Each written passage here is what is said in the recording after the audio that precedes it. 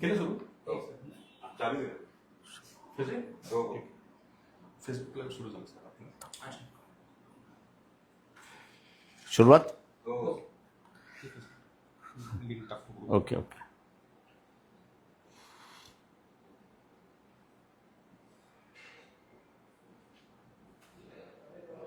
वंचित बहुजन आघाडीच्या आजच्या या पत्रकार परिषदेला उपस्थित असलेल्या सर्व पत्रकार बंधू भगिनींचं मी पक्षाच्या वतीने सहर्ष स्वागत करतो. पक्षाचे राष्ट्रीय अध्यक्ष ॲडव्होकेट बाळासाहेब आंबेडकर यांना मी विनंती करतो की त्यांनी माध्यमांना संबोधित करावं.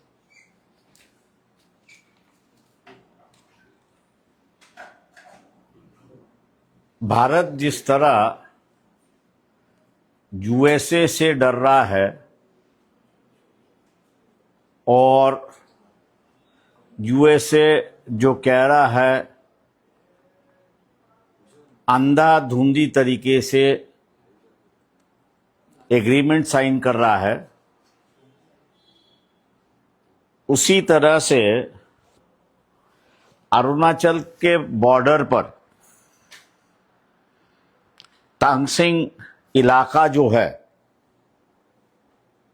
उस तांगसिंग इलाके में करीब करीब 2020 जो भारत के हद में और वहाँ के रहने वाले लोग चराई करने जाते थे, अब करीब करीब वो सब इलाका चाइना ने कैप्चर कर लिया है. वहाँ के लोग जा नहीं सकते, आ नहीं सकते हैं. ये बात मैं अपनी तौर से नहीं कह रहा हूं, लेकिन अरुणाचल प्रदेश तांगसिंग एरिया की जो एक ऑर्गेनाइजेशन है, नाहा वेलफेयर एसोसिएशन NSW करके जाना जाता है, उन्होंने एक लेटर लिखा है 26/6/2021 को, और अभी उन्होंने वापस एक 2026 को एक लेटर लिखा है, जिसकी कॉपी मैंने आपको व्हाट्सएप पर भेजी है. कंटेंट उन्होंने लिखा है कि कौन से इलाके में चाइना घुस चुकी है, उसका विवरण उन्होंने दिखा है. ये लेटर जो है उन्होंने डेप्यूटी कमिश्नर अपर सुबांगसारी डिस्ट्रिक्ट दीमापुर अरुणाचल प्रदेश, इनको एड्रेस लिख के पूरे वो जानकारी दी है. जहां तक हमारी जानकारी है, ये बात होम मिनिस्ट्री और डिफेंस मिनिस्ट्री दोनों को बताई गई है, लेकिन दोनों ने वहां पे चुपकी साधी है, ऐसा दिखाई देता है. और इसलिए इस पे कई सवाल उठते हैं. पहले सवाल जो है कि जो भारत की भूमि है वो चाइना धीरे धीरे अपनी तरफ ले रही है. इन दो जो इलाका बताया गया है, वो दो इलाके में मिलिट्री इक्विपमेंट्स रखने के लिए जो बंकर होते हैं वो बंकर बनाए गए हैं, और दूसरा सामान आने जाने के लिए, आर्मी को उतारने के लिए जो हेलीपैड चाहिए, वो 2 हेलीपैड वहां पर बना चुकी है जो चाइना के कब्जे में है. ऐसे परिस्थिति में हम लोग उम्मीद करते हैं कि भारतीय जनता पक्ष का जो नेतृत्व है वो इस बार झूठ नहीं बोलेगा,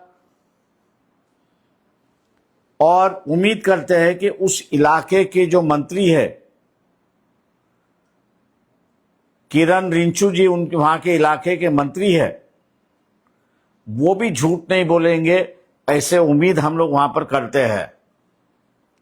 नरेंद्र मोदी जो लाल आंख दिखाते हैं और अपने 56 इंच का छीना है करके बताते हैं, आज हम उनसे पूछना चाहते हैं कि क्या हुआ, आप ना आंख दिखा रहे हो, ना आपकी 56 इंच की छाती जो है वो कुछ कार्रवाई करना चाहती है वहां पर।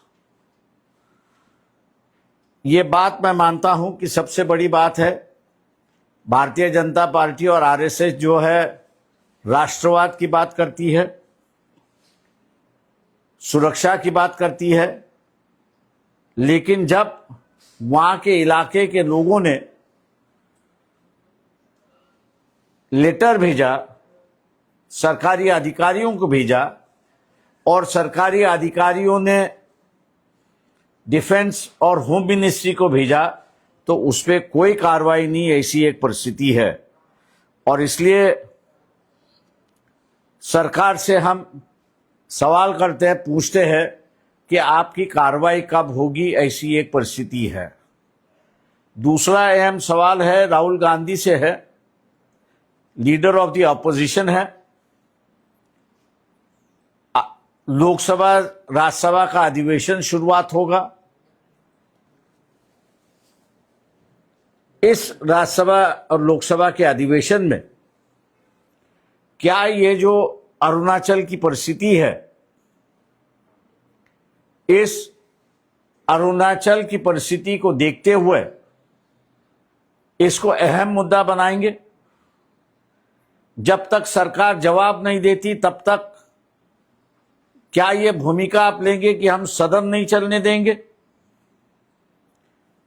मैं जानता हूं कि जवाब आएगा कि राम मंदिर का घोटाला जो है वो भी बड़ा है, लेकिन देश भर के सभी मंदिरों में घोटाले चल रहे हैं।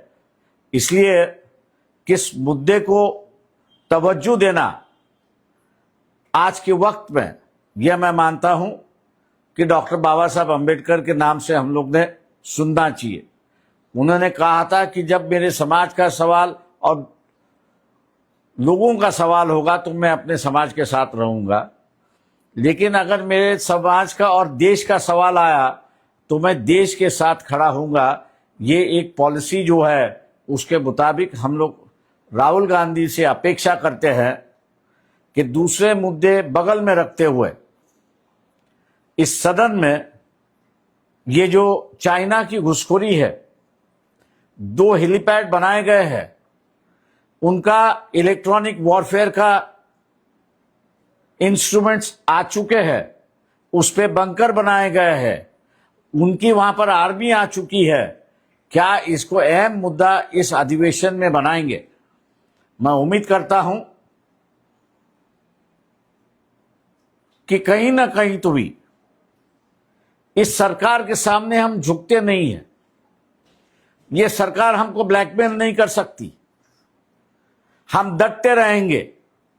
ये दिखाने के लिए राहुल गांधी हो, कांग्रेस हो और तमाम राजनीतिक बीजेपी के विरोधी है या बीजेपी के साथ भी है, उनसे भी हम लोग अपील करते हैं कि देश की सुरक्षिता ये अहम मुद्दा है और इस देश की सुरक्षिता के मुद्दे को लेते हुए पार्लियामेंट अगर नहीं चलती है तो भी नहीं चलती है, उससे कोई फर्क नहीं होता है, लेकिन देश की सीमा सुरक्षित करना ये सबसे बड़ी बात है और उसको महत्व देंगे, ऐसा मैं उम्मीद करता हूं। और सरकार की ओर से ये चाइना की जो घुसखोरी चल रही है उस पर आप क्या जवाब देंगे? या जिस तरह अमेरिकी की तरफ आप झुक गए हो, उनसे लाचार हो गए हो, क्या उसी तरह आप चाइना के सामने भी लाचार है? इसका खुलासा बीजेपी, आरएसएस और नरेंद्र मोदी ने करना चाहिए। आप अभी पूछिए। सर, इसी मुद्दे को लेकर राहुल गांधी इनसे मांग करते कि आप ये मुद्दा उठाइए अधिवेशन में, आने वाले अधिवेशन में। पर राम मंदिर में जो घोटाला हुआ है वो भी एक बड़ा घोटाला है। मैं समझता हूं कि जो घोटाला त्रिवेंद्रम के मंदिरों में हुआ वो उससे तो कई गुना बड़ा है। तो ये राम मंदिर का घोटाला जो है हर मंदिर में होते रहता है, उससे देश का कोई नुकसान नहीं होता है। यहाँ देश के नुकसान का सवाल है, देश की सीमा का सवाल है। इसलिए मैंने बाबा साहब का दौरा देते हुए कहा कि उन्होंने कहा अगर मेरे समाज का सवाल हो और देश का सवाल हो तो मैं देश के अहम साथ रहूंगा।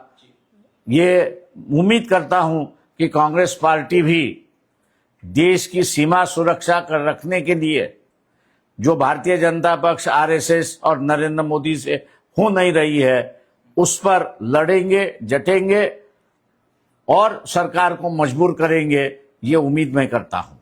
सर, अब तक विरोधी पार्टियां जो हैं उन्होंने किसी ने सदन में इस संदर्भ में कोई अभी तक किसी ने कोई उठाया नहीं है और मैं उम्मीद करता हूं कि इस सदन में कम से कम इस इशू को तो उठाए। सर, क्या आप आने वाले दिनों में इस विषय को लेकर विरोधी पार्टियां उनके नेताओं से मुलाकात करेंगे, उनसे कहेंगे इसको लेकर? नहीं, हम लोग ने उनके साथ, उनके पास ये सभी डॉक्यूमेंट जो है वो भेजे हैं।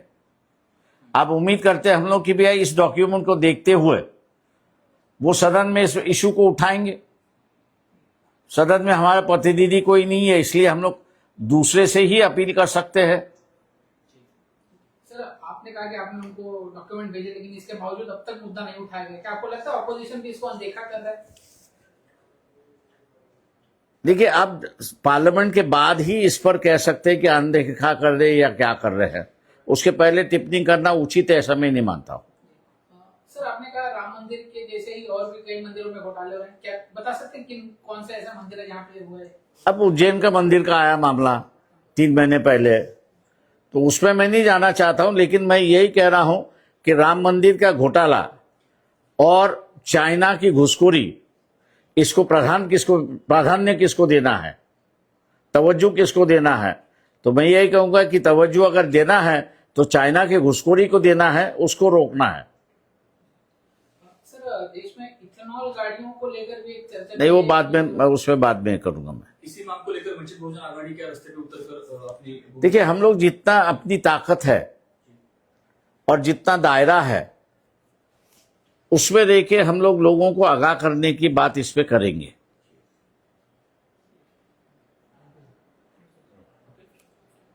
ठीक, थँक्यू व्हेरी मच. सर्वांचे मनपूर्वक आभार. सर, एक सिंगल इथेनॉलचा पण विषय चांगला होता सर. हा, इथेनॉलचा पण विषय एथेनॉलचा इश्यू थांबा जरा. केजरीवाल